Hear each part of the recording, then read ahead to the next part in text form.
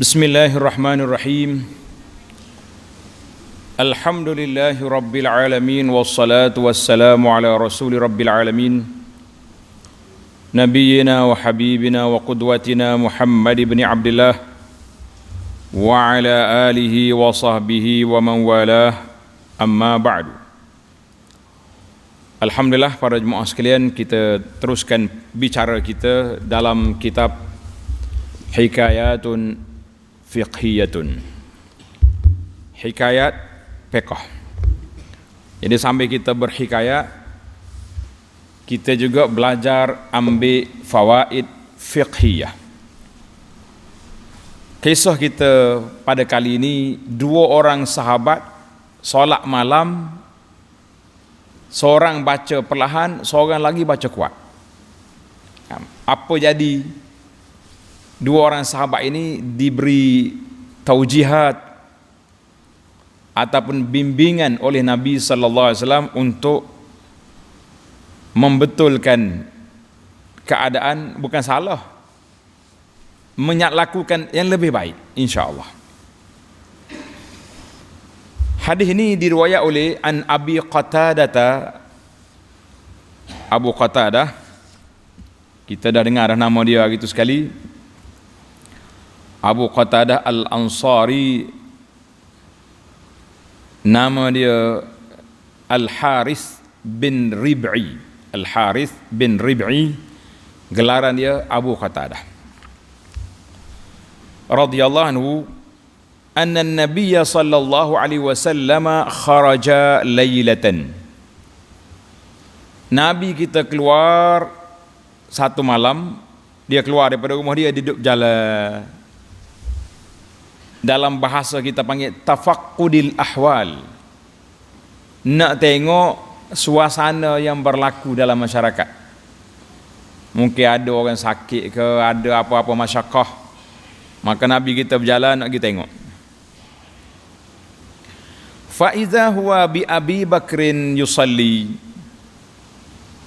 Dia lalu tepi rumah Sayyidina Abu Bakar, dia dengar Abu Bakar duk solat. Yakhfidu min sautihi, sangat perlahan suara dia, tak dengar dia baca. Rumah Sayyidina Abu Bakar sebelah ya. Kalau kita pergi sekarang, nanti lepas ni kita tengok rumah Abu Bakar. Qala wa marra bi Umar ibn al-Khattab. Nabi sallallahu pusing pula pergi rumah Sayyidina Umar. Pergi pula ke rumah Sayyidina Umar bin Khattab, wa huwa yusalli, dia sedang solat malam, rafi'an sautahu, dengan suara bacaannya kuat. Hak seorang ni perlahan sangat, yang seorang lagi bacaan dia kuat sekali. Macam mana nak buat ni?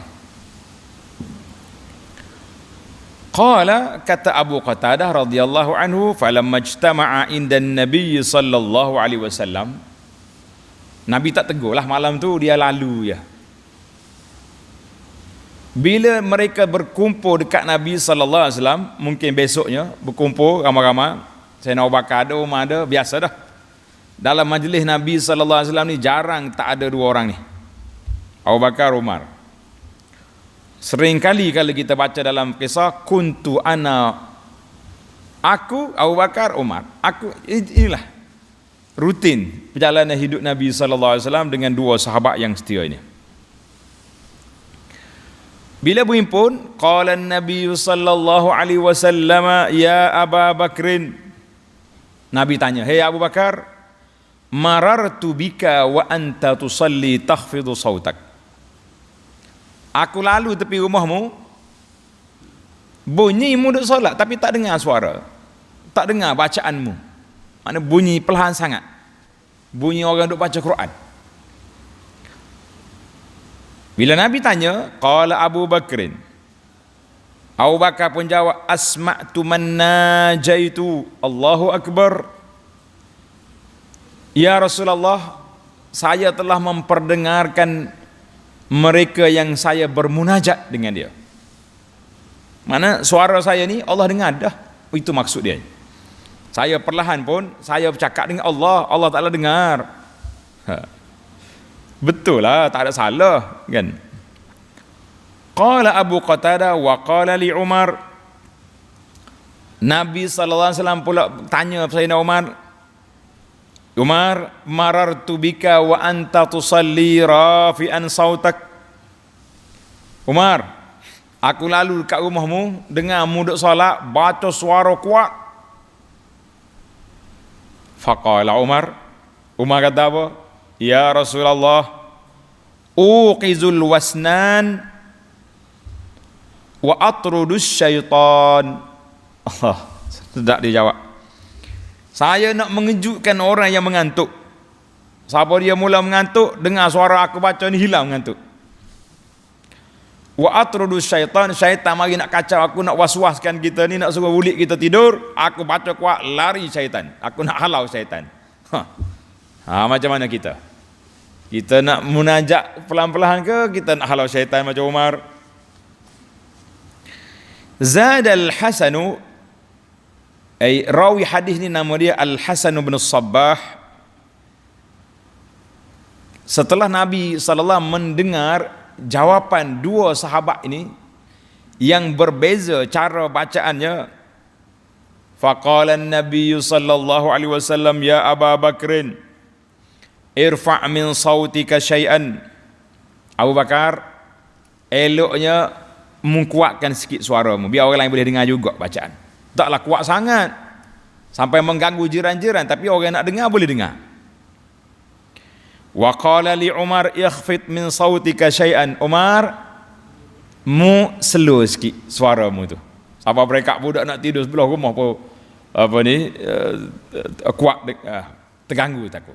Maka Nabi bagi taujih, wa kana baina dzalika sabila, maknanya kita kena di antara kuat sangat, belahan sangat, ambil tengah-tengah.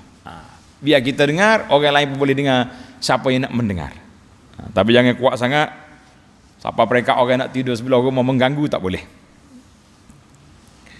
Hadzal hadis rawahu Abu Dawud fi sunanihi wa Ahmad fi musnadihi an Ali wa Tirmizi wa ghairuh. Qala al-muhaqqiq wa isnaduhu sahih. Alhamdulillah. Baik. Dilalatul hadis, hadis ini menunjukkan kepada apa? Hadis ini tunjuk pada apa? Istihbabut tawassut fi raf'is sauti fi qira'atil laili bainal israri wal jahr. Sunat kita sederhanakan pertengahan angkat suara pada bacaan malam di antara terlalu perlahan dengan terlalu kuat. Kita buat pertengahan. Mana orang, kalau orang lalu tu orang bunyi kita baca Quran. Tapi jangan sampai mereka orang nak tidur terganggu. Itu yang nanti. Itu fenomena zaman dulu. Zaman kita sekarang ni orang tak baca sangat, tapi orang suruh orang lain baca. Sama ada kita pasang MP3, kita pasang internet, kan? Ada belakang bacaan-bacaan, ataupun kita ada pen baca Quran. Jadi kita ambil jalan sederhana. Jangan setengah orang ni dia pasang kuat Al-Quran, kita kata tak boleh mengganggu orang. Kalau pasang kuat lagu lagi ganggu orang. Kalau pasang Quran pun Nabi kita ajar begini, bagaimana dengan benda-benda suara-suara lain yang tidak sepatutnya. Baiklah para jemaah sekalian, ini dilalatul hadis juga menunjukkan kepada kelebihan solat malam. Kelebihan solat malam, para ulama as-salihun di kalangan salafus salih dan orang yang kemudiannya, solat malam ini menjadi agenda hidup mereka. Baik, kita pergi kepada rawi al-hadis dan juga orang yang disebut dalam hadis ini siapa? Yang pertama, Abu Qatadah. Alhamdulillah hari itu kita dah sebut, ini kita sebut lagi Abu Qatadah dalam dimensi lain pula, kan? Abu Qatadah al-Ansari as-Salami radhiyallahu anhu, as-sahabi al-jalil, seorang sahabat yang sangat mulia, farisu Rasulillah. Dia ni tentera berkuda bersama Nabi sallallahu alaihi wasallam. Dia panggil faris. Faris mana tentera berkuda. Farisun. Dia sempat menghadiri peperangan Uhud, perjanjian Hudaibiyah dan lain-lain. Abu Qatadah ni orang hebat lah. Nama dia Al-Harith bin Rib'i, itu pendapat yang sahih.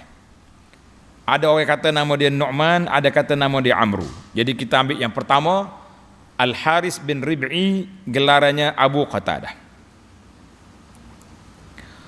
Pernah Nabi SAW memberi gelaran kepada Abu Qatadah.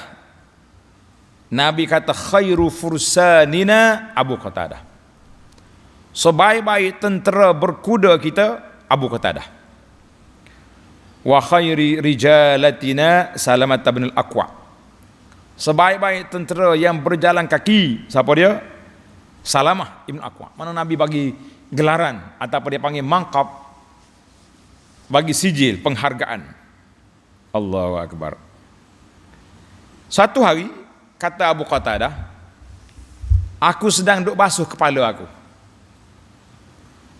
Tengah basuh sebelah kepala, tiba-tiba aku dengar kuda aku jirwah, tashul, maknanya duduk, orang panggil macam duduk bunyi suara, duduk tekan dengan kaki dia atas tanah, bobok bunyi. Itu dia panggil tabhasu bihafiriha, duduk dengan kuku, dengan apa ni, kuku dia tu, kaki dia tu, mana bernampak duk kai. Oh, Abu Qatadah ni tahu perangai kuda. Faqultu hadhi harbun qad hadarat. Kalau kuda duk kai kaki ni, bermakna ada peperangan yang berlaku. Faqumtu, aku pun lompat bangun. Tak sempat nak basuh sebelah kepala lagi tu. Masya Allah, tabarakallah. Terus lompat naik atas kuda dia. Wa alaya burdatun. Aku pakai atas belakang aku ni selimut dengan kain burdah, mana kain yang berjalu. Kain ridak dia tu berjalu. Bila aku naik kuda, fa iza Rasulullah sallallahu alaihi wasallam yasih. Tiba-tiba aku dengar suara Nabi al-faza' al-faza'. Nabi bagi panggilan, segera, cepat. Itu makna faza'. Cepat. Bantuan, pertolongan. Oh, bila dengar suara Nabi, dia pergi. Fa udrikul Miqdad. Aku pergi, aku jumpa Miqdad pun naik kuda juga. Oh, sudah. Orang hero belakang ni. Kemudian aku kejar dia. Kuda aku lebih laju daripada dia. Masya Allah. Wa akhbarani Miqdad. Miqdad kata, ya Abu Qatadah, sahabat kita biqatli Mus'idah muhrizan. Nama orang itu, nama dia apa di Mus'idah, dia telah bunuh Muhrizan ibnu Nadlah. Mas'adah al-Fazari. Mas'adah al-Fazari aghara, telah mengepung hayawan ternakan orang Madinah. Dia nak curi. Dan dia telah bunuh Muhriza ibnu Nadlah. Hak jaga hayawan ni kena bunuh. Maknanya penjaga hayawan kena bunuh, hayawan dia nak curi. Oh, sudah. Kata dia Abu Qatadah, aku kata kepada Miqdad, imma an amut, sama ada aku mati atau aku dapat membunuh si pembunuh Muhriz. Habis ya. Fadaraba farasu, dia tu kaki aku dia lompat terus. Pergi di tempat itu ada lagi Mas'adah duduk situ lagi. Orang kedai ber kononnya. Abu apa ni? Fanazala Abu Qatadah faqatalahu. Abu Qatadah tu bui selalu. Matilah Mas'adah. Ingat kau kedai ber molek tak? Sekalinya penghina Abu Qatadah mati. Wajanaba farasu, Abu Qatadah pun tarik kuda dia. Ikat sekali dengan kuda dia. Yang mana dia mati tu dia ambil kuda. Falamma marran nasu talahaqu wa nazaru ila burdi. Bila orang mari tengok kain aku ada situ. Dia kata, saudara, Abu Qatadah kena bunuh dah. Bukan Abu Qatadah kena bunuh. Tuh, Mas'adah tu kena bunuh. Telah dibunuh oleh Abu Qatadah. Cuma supaya nampak mayat tu, jadi Abu Qatadah ambil kain dia tudung. Tutup dengan kain dia. Orang ingat ke? Hak mati tu Abu Qatadah sebab orang kena kain dia ni. Oh, mana kain ridak dia ni bisa orang cam. Oh.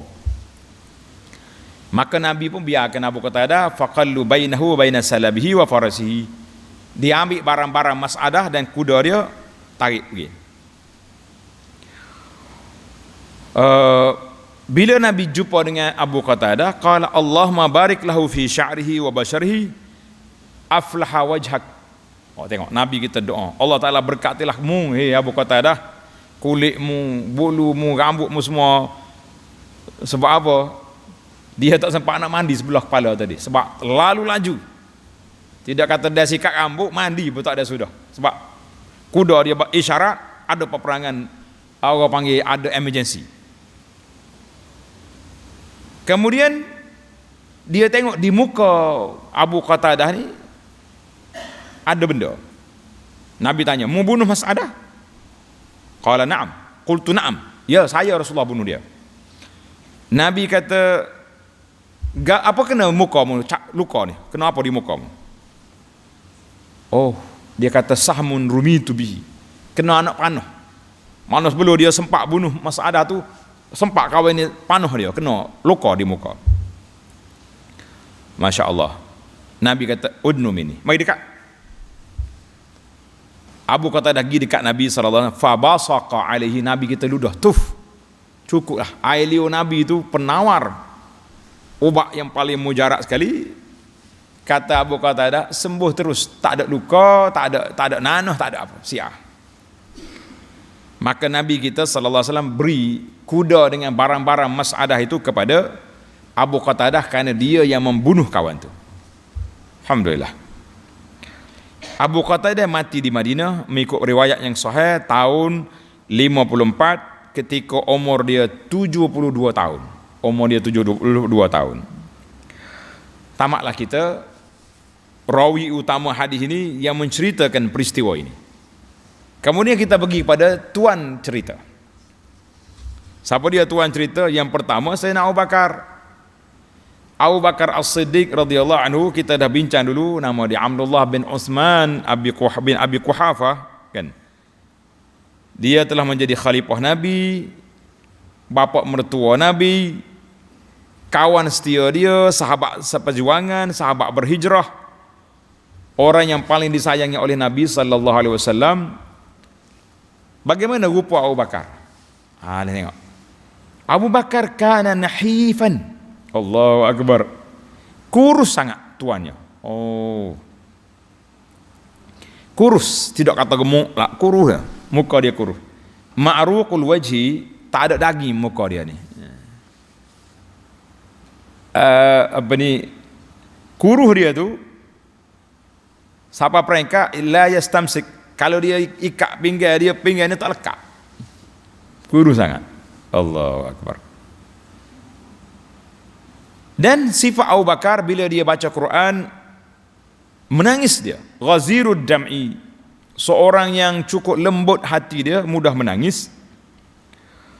Kerana takut pada Allah Azza wa Jalla, layyinan fi ghairi dha'fin. Ingat molek. Abu Bakar ni lembut tapi bukan lemah.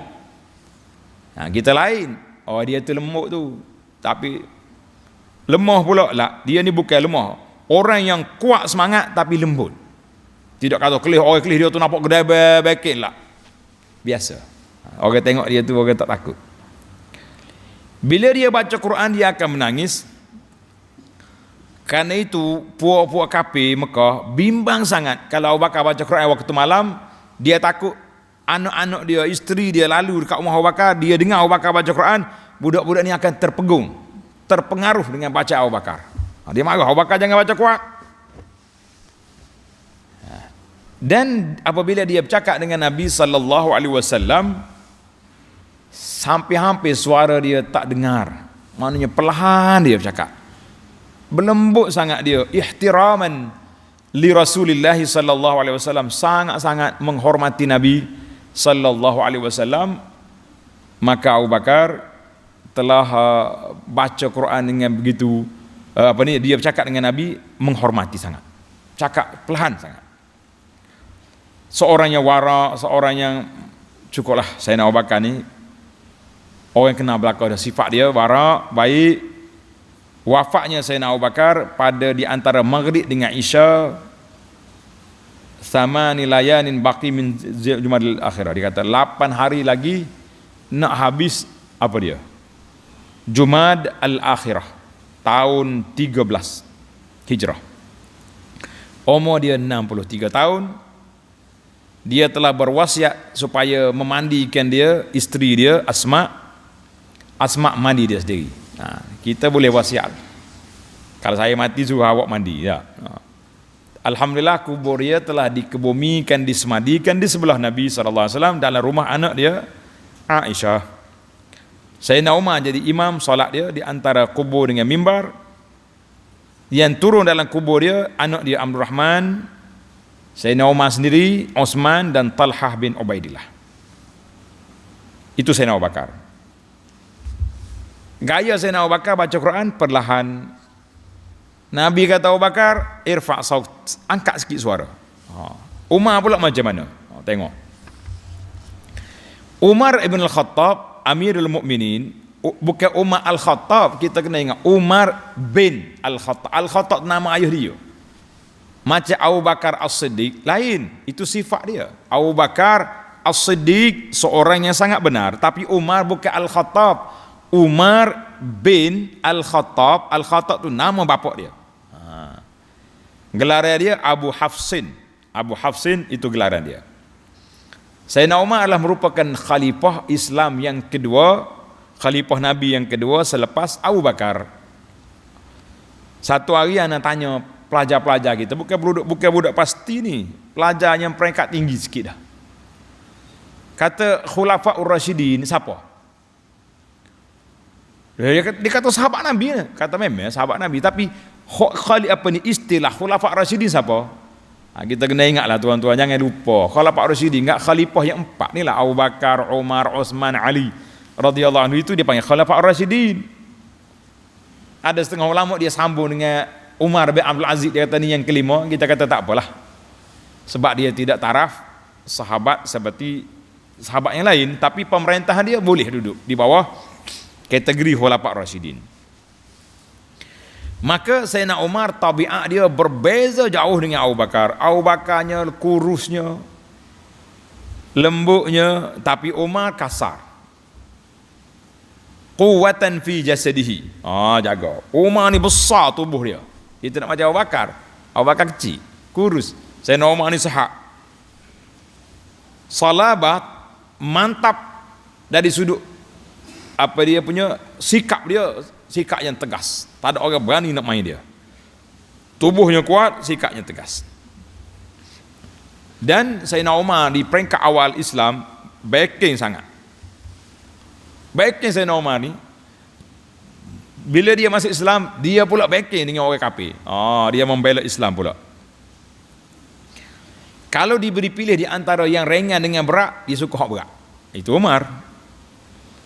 Sebab itulah dalam ketika berlaku peperangan Badar, 70 orang ketua Quraisy ditawan. Nabi SAW bermesyuarat, apa kita nak buat dengan tawanan kita? Abu Bakar kata, ya Rasulullah, mereka ni anak beranak kita juga.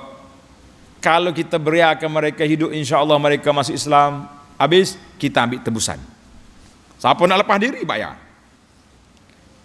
Umar kata, ya Rasulullah, mereka telah menghina Islam. Mereka telah lawan kita berpuluh tahun, 10 tahun lebih, berapa belas tahun dah. Mereka seksa orang kita. Habis mati, pancung pokok ini. Tahu apa lagi? Jauh jarak tu. Hak seorang kata lembut, yang seorang ini. Jadi alhamdulillah, Nabi kita sallallahu alaihi wasallam memilih pandangan Abu Bakar. Walaupun begitu, Nabi kita ditegur oleh Allah Azza wa Jalla, tapi tak apalah, benda itu telah berlaku. Yang pentingnya itu sikap dua sahabat yang besar. Umar bila dia baca Quran, Apa jadi? Dia baca kuat. Nabi tanya kenapa kuat? Nak halau syaitan. Sedak dia tu. Nah, syaitan mai kacau kita halau dia. Allahu Akbar. Apabila Sayyidina Umar menjadi khalifah, maka siasah pentadbiran dia sangat besar. Ana ada 2 jilid kitab tentang qada Umar. Jadi muqarrar waktu kita belajar dulu, baca-baca banyak pelik-pelik dia punya pandangan-pandangan. Kita kata alhamdulillah Allah Ta'ala beri pada Nabi itu dua-dua. Ada yang lembut, ada yang kasar. Kalau kasar berlaku letih juga. Lembut saja pun tak boleh juga. Jadi kita kena ada dua-dua. Ada yang tegas, ada yang berlembut. Barulah kita tengah tu berasa sedap sikit. Nah. Waktu berasa lemah, ni hak gagah ada ni. Waktu berasa kuat, hak lembut ada. Jadi kita ada seimbang. Orang panggil seimbang dalam kehidupan kita kata alhamdulillah. Walaupun Sayyidina Umar ni tegas, ingat molek, kana ma'ad du'afa wal masakin layyinan mutakhasyian. Kalau dia dengan orang miskin, orang fakir, orang susah, lembut dia. Tapi kalau orang gedebel juga, baru dia tunjuk dia punya hebat. Baka'an wari'an, seorang yang kuat menangis dan seorang yang warak. Sehingga dikatakan dalam kitab sirah kata ada jalur di muka dia ni, jalur sini. Bekas lurah aliran air mata dia, menangis pada waktu malam. Wallahu alam. Umar masuk Islam ketika umur dia 26 tahun. Setelah Islamnya 40 orang lebih laki-laki dan 10 orang wanita. Mana dia tu selepas 40 orang dah laki-laki. Dan dia mati dibunuh oleh Abu Lu'lu'ah Al-Majusi di Madinah. Ketika umur dia juga 3 tahun. Jadi Sayyidina Umar juga mati di situ. Allahu Akbar. Pentadbiran Sayyidina Umar 10 tahun. Baiklah, radhiyallahu anhu. Sayyidina Umar ni panjanglah, kalau kita nak cerita lagi pun tak habis. Baik, kita pergi pada perkara yang keempat. Kenapa Nabi boleh dengar orang baca Quran dalam rumah? Kenapa? Tengok ni. Kanat buyutun Nabi sallallahu alaihi wasallam, rumah Nabi dan rumah sahabat dia seumpama Abu Bakar dan Umar dan seumpamanya sekitar masjid Nabi tu sempit ya. Atap dia kalau kita holor tangan naik sentuh atap. Tak payah pakai sailing. Masya Allah. Rumah sempit, atap dia pun rendah, dibuat daripada pelepah tamar, dinding-dinding juga kadang-kadang daripada kulit. Itulah rumah mereka. Jadi dengarlah kalau orang lalu kok ni kan. Kata di Atha Al-Khurasani dalam satu majlis yang ada Imran bin Abi Anas, dia kata apa? Atha kata, aku sempat ditengok bilik-bilik isteri Nabi yang dibuat daripada pelepah tamar, pintu-pintu mereka daripada kulit, daripada bulu-bulu yang hitam. Tak lama waktu Umar bin Abdul Aziz menjadi gubernur Madinah, datanglah surat daripada Khalifah Al-Walid bin Abdul Malik. Al-Walid bin Abdul Malik bagi arahan supaya besarkan masjid Nabi. Ini cerita dia. Besarkan masjid Nabi dan hujurat, rumah-rumah isteri Nabi sallallahu alaihi wasallam radhiyallahu anhunna diruntuhkan, masuk dalam masjid belakang. Sudahlah. Kata di atap, ma raaitu aktsara bakian min zalikal yaum. Aku tengok waktu Umar Abdul Aziz baca surat khalifah ni, hari tu orang Madinah menangis kerana mereka akan kehilangan tempat yang paling bersejarah, iaitulah rumah-rumah isteri Nabi. Hujurat dia panggil. Aku dengar ketua ulama Madinah, nama dia Sa'id Ibnul Musayyib, berkata, wallahi lawadittu annahum tarakuha ala haliha. Demi Allah, aku berharap sangat mereka tinggalkan, jangan usik rumah-rumah Nabi ni, biarkan begitu, supaya anak-anak yang membesar nanti mari tengok inilah rumah Rasulullah. Orang yang mari jauh pun boleh tengok ini je rumah Nabi. Dia ketua negara, dia khalifah, dia Nabi, dia Rasul, tapi rumah dia Masya Allah. Besar tak besar, bilik tempat Nabi duduk dengan Aisyah muat 4 buah kubur ya. Besar mana kubur? Bukan kubur tempat kita ni, batu nisan besar-besar, kecil. 4 kubur boleh muat. Kemudian ada satu bilik lagi tempat Aisyah duduk, itu je. Tapi apa boleh buat? Arahan khalifah terpaksa diakur, dipatuhi, maka diruntuhnya hujurat dan diperbesarkan masjid. Mari zaman kita hari ni duk marah kau kerajaan ada learning.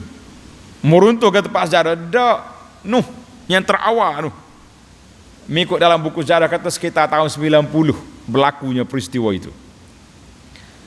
Kalau tuan-tuan nak baca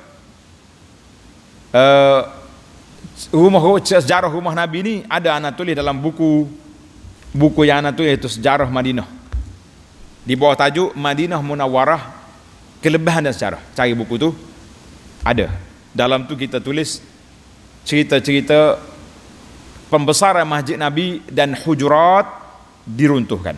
Allahu Akbar. Maka kata penganalisa, rumah besar ni buat dengan tudung pula dengan kulit, dengan pelepah tamak. Jadi kalau orang lalu bunyilah orang baca. Kalau rumah kita ini tak dengar-dengar. Orang mari salat 10 kali tak dengar, nasib baik ada loceng tu lo bagi salam baru dengar. Alhamdulillah. Jadi Nabi kita lalu kat rumah dia dengar Abu Bakar, lalu kat rumah dia dengar. Itulah sikap para sahabat radhiyallahu anhum. Baik. Kita pergi kepada bacaan Sayyidina Abu Bakar sesuai dengan tabiat dia lembut. Dia bercakap dengan Nabi pun lembut, perlahan, kan? Maka jadi hampir-hampir dia bercakap tak dengar, maka dia baca Quran pun macam tu juga. Bila Nabi tanya, jawapan dia sangat mantap. Dia kata apa? Dia kata apa? Aku dengar kepada mereka yang aku munajat dengan dia. Siapa dia? Allah Ta'ala. Allah Ta'ala ni kalau kita baca perlahan pun dia dengar, baca kuat pun dia dengar. Sifat Allah Ta'ala As-Sami'. Apa sifat Allah? As-Sami' makna mendengar. Jadi dia dengar belaka. Sehingga Nabi kata, dengar Tuhan dengar belaka, bunyi pijakan tapak kaki semut atas batu yang pejal, Allah Ta'ala dengar. Apalagi kalau suara bunyi lagi dengar. Jadi semua itu Allah Ta'ala bersifat maha mendengar. Jadi tak payah aku kuat-kuat suara. Umar lain pula, dia tahu dah. Umar bukan tidak tahu, dia orang paling mantap akidah. Cuma dia punya wijhatun nazar, pandangan Sayyidina Umarnya, dia kata memang sesuai dengan sifat dia yang besar, yang orang panggil hebat begini, suara dia macam itulah, kan? Umar kata aku baca kuat ni nak suruh orang hok mengatuk-mengatuk tu sedar, celek mata molek-molek, dan hok mana waswas, hok mana tak apa nak bangun tu kita halau syaitan sekali, biarnya keluar daripada rumah ni pakat bangun belaka. Alhamdulillah. Itu sifat Sayyidina Umar. Baiklah pada jemaah sekalian, yang keenam, Nabi kita sallallahu alaihi wasallam al-murabbi, Allah merupakan pendidik, murabbi kepada umat dia. Nabi kita tak marah, dia tidak jeka, tidak tengking, tidak banyak kritik, tak banyak mencela, kan? Maka Nabi kata dua-dua tadi harus, nak baca perlahan pun boleh, nak baca kuat pun boleh, tapi eloknya sederhana. Ini comel. Dalam hadis orang yang ditanya Nabi sallallahu alaihi wasallam, orang yang ditanya Aisyah, isteri Nabi, kaifa kanat qira'atun Nabi sallallahu alaihi wasallam bil-lail. Ya Aisyah, bagaimana ke gaya bacaan Nabi dalam solat malam? Dia baca macam mana? Faqalat kullu zalika qad kana yaf'alu rubbama asarra wa rubbama jahara. Dia kata dua-dua tu Nabi buat belaka. Kadang-kadang dia perlahan, ada kalanya dia kuat sikit. Tapi taklah kuat sangat. Maka Nabi kita sallallahu alaihi wasallam ajar kepada Sayyidina Abu Bakar, angkat sikit suara, Umar perlahan sedikit. Kita nak dia tengah-tengah, kan? Maknanya al-qari yusmi'u nafsahu, dia dengar untuk diri dia atau dia perdengarkan orang dalam bilik dia tu, biar dengar. Orang lain hok duk relax pun boleh dengar juga bacaan. Sambil-sambil kita murajaah bacaan, kita dengar ambil faedah daripada bacaan, kan? Macam anak kata tadilah. Bagi kita hari ni kalau tak mampu nak baca sendiri, kita ada pen boleh baca Quran. Makcik kita hok tak larat nak nak baca Quran sendiri, ambil pen ni biar dia dulu baca, kita ikut ya. Hak tak larat ke, hak tak apa kena ke, ikut dia baca. Alhamdulillah, zaman kita ni mudah sangat. Hak payahnya nak betul hati kita biar berasa nak baca Quran. Itu yang payah. Alhamdulillah. Yang ketujuh,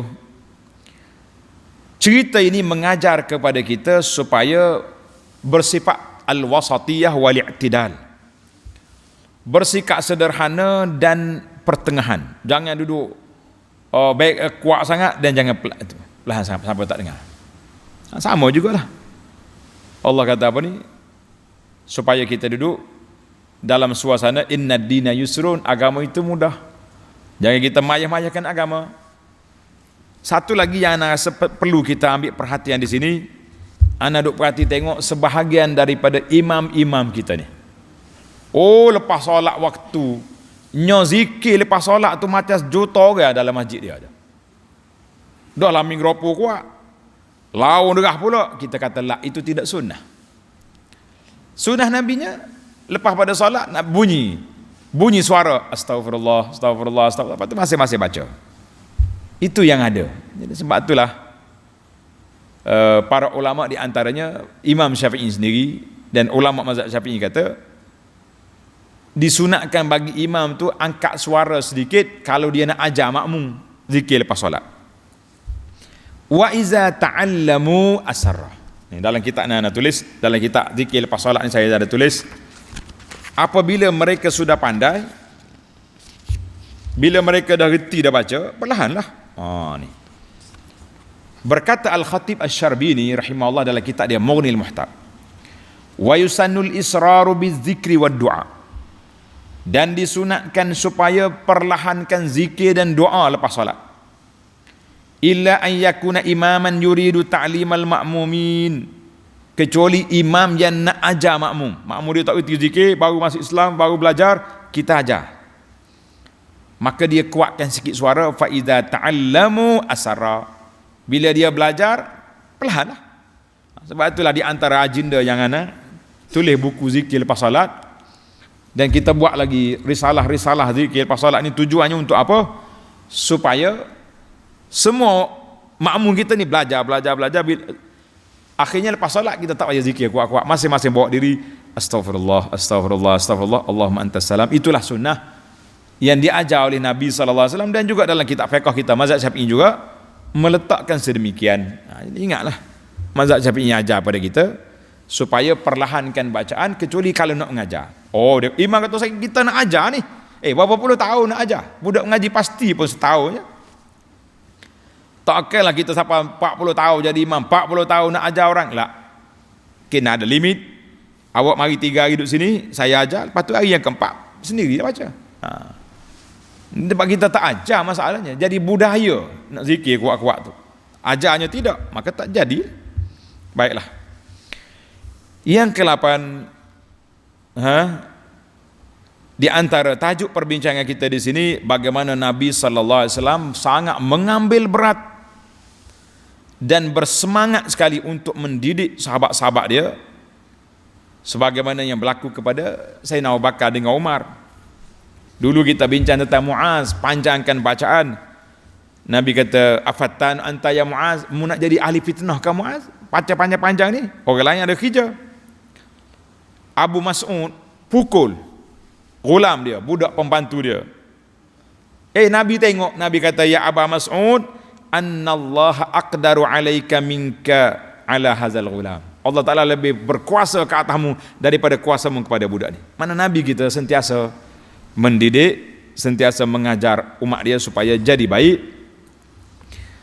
Yang kesembilan, bagaimana Nabi SAW mengajar kepada kita supaya banyak melakukan qiyamul lail.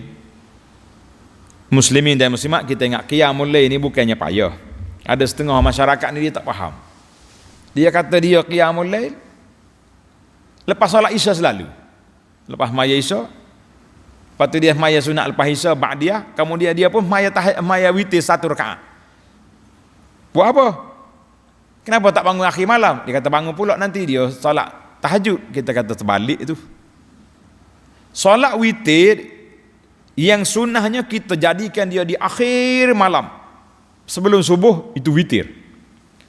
Lepas Isya ni kita semaya solat ba'diyah Isya lah dulu. 2 rakaat paling kurang, 4 rakaat comel. Kan ada hadis. Kemudian kita balik. Kalau kita rajin lagi, kita tambah lagi solat tahajud, solat apa ni, qiyamul lail, apa solat. Dekat nak subuh, barulah kita witir. Itu yang terbaik. Jangan tukarlah.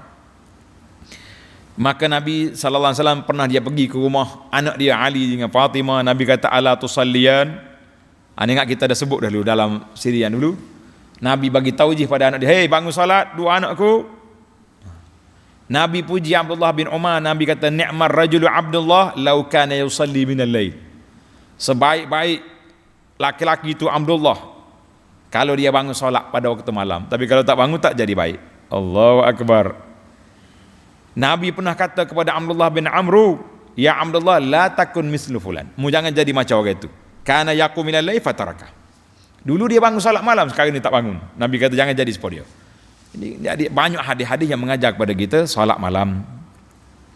Yang terakhir kali, sebaik-baik amalan yang kita buat iaitulah mengikut apa yang diajar oleh Nabi sallallahu alaihi wasallam.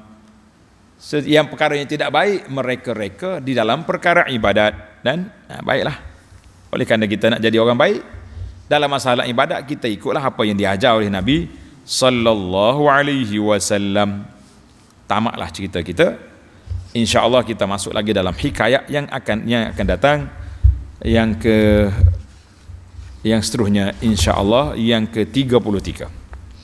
Subhanakallahumma bihamdika asyhadu an la ilaha illa anta astaghfiruka wa atubu ilaih. Wa sallallahu ala nabiyyina Muhammad wa ala alihi wa sahbihi ajma'in walhamdulillahi rabbil alamin.